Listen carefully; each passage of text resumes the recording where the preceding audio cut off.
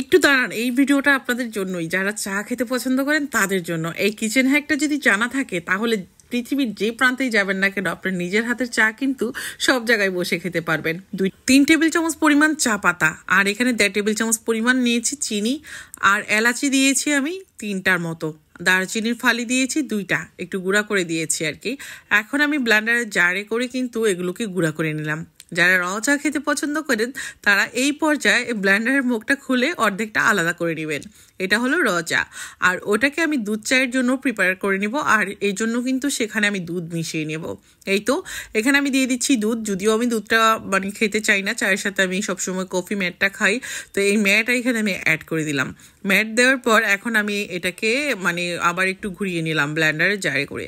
তো এখন আমি এটা আরেকটা কৌটায় নিয়ে নিব। আপনারা যদি গুঁড়া দুধটা খান সেক্ষেত্রে গুঁড়া দুধটা এর সঙ্গে মিশিয়ে নেবেন, ম্যাট দেওয়ার কোনো দরকার নেই।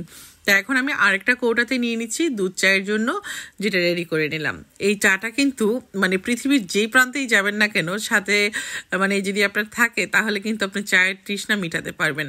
কারণ আমরা এই শীতের মধ্যে দেখা যাচ্ছে অনেক জায়গায় ঘুরতে যাই, সব জায়গায় কিন্তু চা পাওয়া যায় না, তাই না? আর যারা আমরা চা লাভার তারা কিন্তু সব জায়গায় গিয়ে আগে চা খুঁজি। তো সঙ্গে যদি এটা থাকে একটু গরম পানি হলেই কিন্তু ব্যাস 1 চামচ বের করে বানিয়ে নেবেন চট জলদি নিজের হাতে তৈরি করা চা। কেমন হলো আজকের এই কিচেন হ্যাক? আশা করছি ভালো লাগবে। ভালো লাগলে কিন্তু অবশ্যই ভিডিও বেশি বেশি করে শেয়ার করতে হবে। এখন আমি র চা আর দুধ চা দুইটাই তৈরি করে আপনাদেরকে দেখিয়ে দিচ্ছি। দেখুন মাশাল্লাহ কত সুন্দর কালার আসবে, মানে দেখেই অবাক হয়ে যাবেন। এভাবে করে তৈরি করবেন এবং পৃথিবীর যেই প্রান্তেই বেড়াতে যান না কেন সঙ্গে করে নিয়ে নেবেন। অল্প করেও নিতে পারেন, বেশি করেও বানিয়ে নিতে পারেন, এটা নষ্ট হওয়ার কোনো চান্সই নেই।